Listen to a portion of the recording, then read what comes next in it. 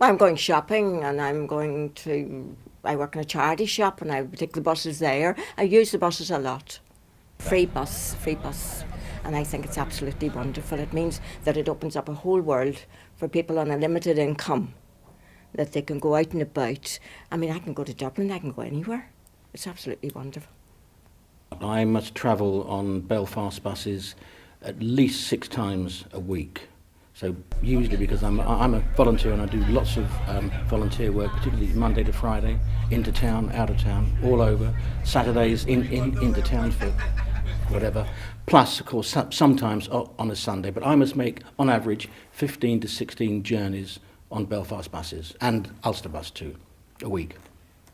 I go a different place nearly every day because I have a bus pass now, and it's very important to me to know that I can just nip out and get on the bus and get on any bus in town and go wherever I want. Well, I'll use the bus at least twice every day. Most days it's more than that, but at least twice each day.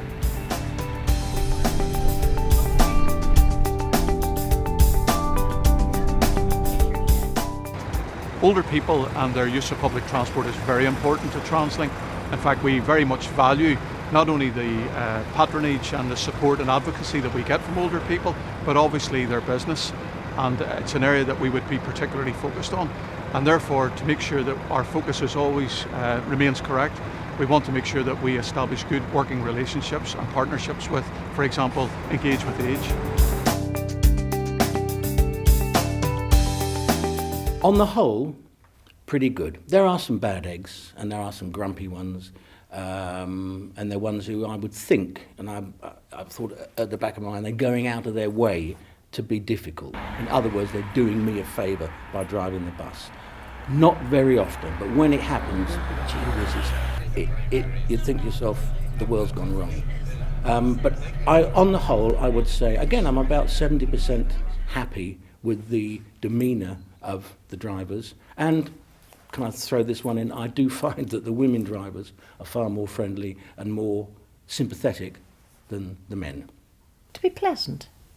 If they can't speak pleasantly, to look pleasant. And that means an awful lot to a person who is maybe sitting in the house day after day, sees nobody except going on the bus to the shops. It doesn't cost a lot just to smile and to say hello.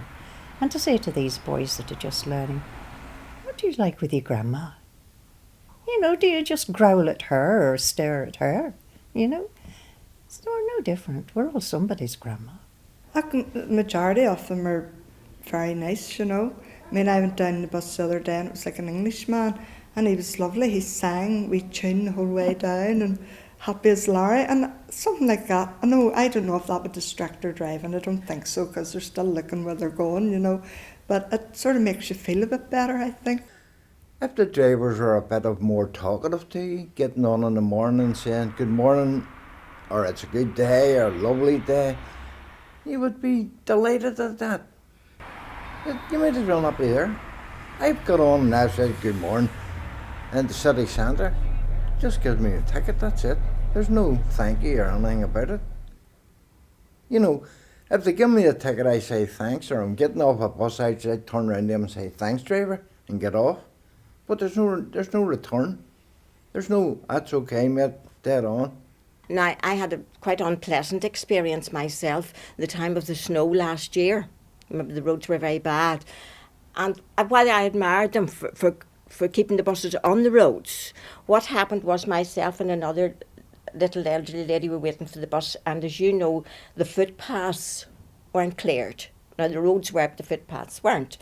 So I put out my hand, but I was too late, and he stopped and he gave off. He verbally abused me. But I was rather glad that he did it with me because this other little woman was older than me and would have been of a nervous disposition. Like, I wasn't going to go home and cry because some guy shouted at me. But I thought that was totally unnecessary. What did he say? Did I not know to get out onto the road? And I said, well, the footpath was icy, and he said that wasn't his problem. I thought about reporting him, and then I thought, sure, nobody listens. So I didn't bother.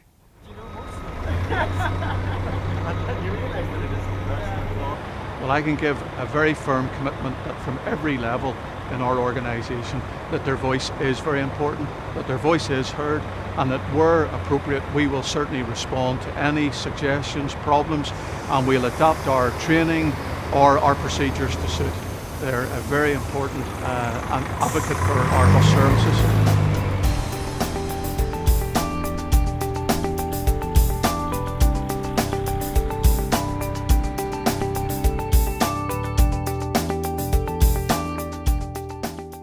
I have very seldom seen that ramp working. Indeed, I see the bus leaning over as it's driving along and as it's sitting at traffic lights and so on, but very rarely when it's at the stop. I don't know, do these ramps actually work? The drivers claim that they don't, but one of the managers was speaking the other day, said that they're all checked before they leave the depot. So there's some lack of communication somewhere along the line. That step thing, you know, very, very rarely they lower the steps, and as you know, if they do, you have to usually ask them, and they normally say it's not working, you know. I have asked a few people, and I think sometimes they're genuinely not working, but I think in other cases they are working and they just can't be bothered, you know. That's my opinion anyway. The prams seem to manage all right, you know, the young mums with the prams, because they can tip them up. Very difficult to tip an old lady up onto the bus, and so just have to put up with it. Yes. I've only experienced that when I've been with this friend of mine, and he's also spoken to me about it. He's got the impression, and I think I have too when I've been with him, it can be used as an excuse not to get out the cab. Oh, it's not working. And there's been, on occasion, it's been the buses, or the ramp particularly, has been, all right, I'll do it, you know, but he really didn't want to, and he was looking at his watch and things, and that's not a good thing. The kneeling bus is a different ball game. Can they stop a bus going out of the depot because the kneeling mechanism doesn't work? I don't know how often these things are checked, but I mean, I would imagine that if you're going to check the lights and the water and the oil and the tyre pressure and all the rest of it, it doesn't need to be rocket scientists to say, well, is the bus going to kneel on that? And if it isn't, well then, okay, it could be if it's needed urgently, okay. But if it's not, put it into the, you know, poorly fleet and put a fresh bus out. Whilst we set very high engineering standards, and for the most part we achieve those, there are occasions when mechanical issues can occur. But what we would do is through the communications, asked users to report, the fleet number of the bus is on their ticket. If they retain that and contact the organisation, we'll be very happy to follow that up. It might be a mechanical issue, it might be an issue with driver awareness, but it's something we would certainly want to hear about because it's a very important comfort factor and facility for this particular user group.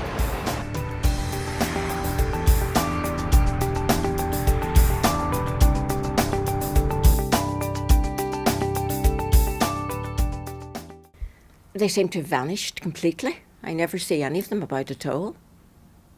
Can't remember the last time I saw an inspector.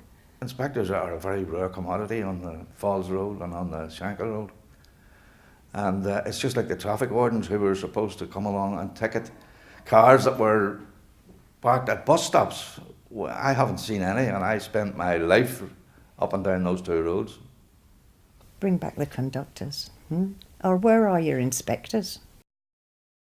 I haven't seen one for you. I've seen them outside the City Hall. They check the buses in and out, but I've never seen an inspector on the bus to check your ticket or to check the passengers or anything like that.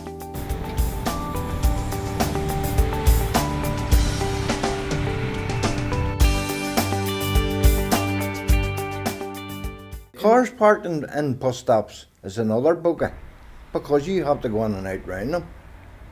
You know, it's not fair. Bedford Street. And I've seen parking wardens walking past, and there's someone parked in a bus stop lane. I think to myself, you know, don't even clamp them, let the tyres down. You know, make it really difficult for them. Yeah, it is, I believed, unthinking parking is a nightmare. And I don't even think 3 strikes and you're out. Those cars should be dealt with.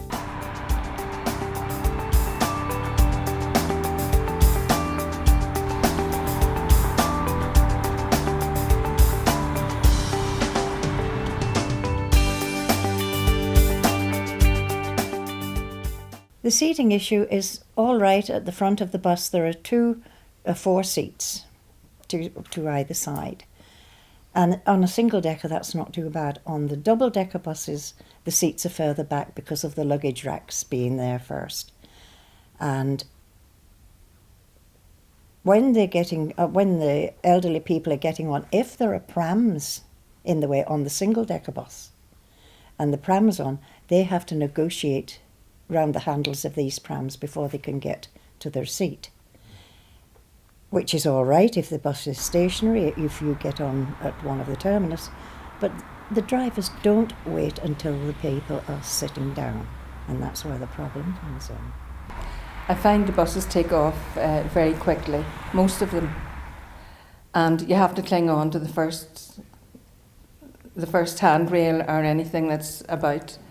And it is awkward if you have shopping in one hand and, well, especially when I was on crutches, I found it very frightening, really, because you're afraid of falling and about 6 people having to pick you up. I believe the buses are not manual, they are automatic, but it seems to me that particularly when pulling away from stops, it is far worse than it was. And I haven't got my rose-coloured spectacles, and I try not to. Even I, you are thrown around. And although the guidelines are stay in your seat until the bus stops to get that's not on. Because if you're on, let's say you're on the top deck and you stayed in your seat and followed the rules, by the time you got down, the driver's gone. So they some inbuilt patience, I think, is necessary. And you've got to weigh it up between the schedule to meet and passenger comfort. And I must admit, with the traffic conditions, I've often been thrown around the bus because he's braked or whatever. They don't seem to have the empathy that perhaps they should. They could have got out of bed the wrong way or something. I don't know. I have a disability where I have only use of one hand. When I get on a bus, I put my paws on his machine. He gives me a ticket. I turn to go down the bus and he starts off. Now, that's no respect for anybody with a disability, especially the driver's fault. And if I jerk. Let me tell you, I can go and that's it. I would fall. I know I would fall. And I see a whole lot of people like that. You know, if he could wait for 2 minutes till I go to my seat, or anyone goes to their seat with a disability, that's where the problem is. There is plenty of people don't use a bus because of that. 25 yards along the street, or should I say 25 metres these days, along the street, there's the very bus that we're going to get on, and the driver's sitting reading his newspaper. Now, could he not have read that newspaper sitting at the stop, and we could have been on the bus on comfortable seats? This is one of the things that gets up your nose.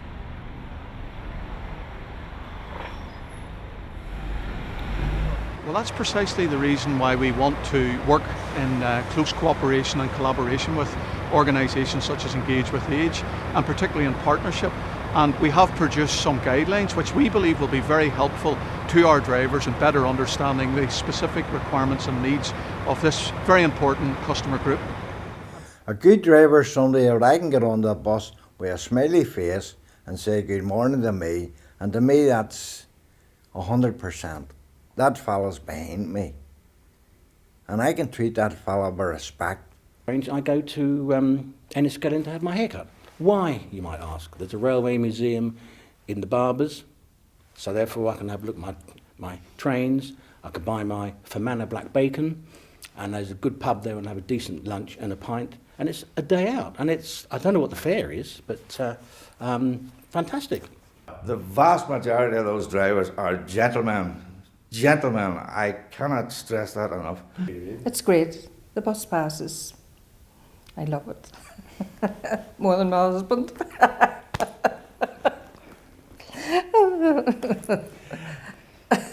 Don't put that on.